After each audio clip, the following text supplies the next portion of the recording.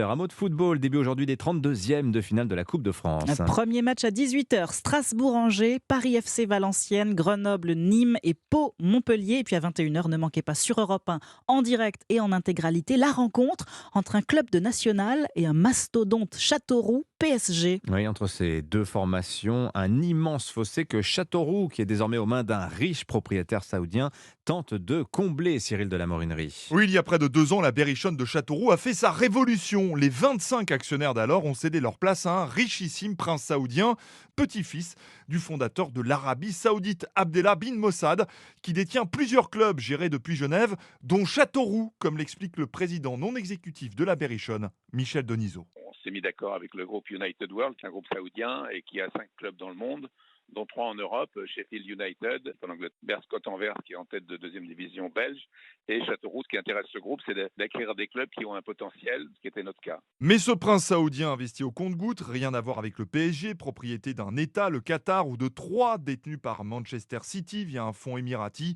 Châteauroux, 14e de 3e division, est encore loin de l'objectif affiché par ce prince saoudien, retrouver l'élite du foot français dans 2 ans.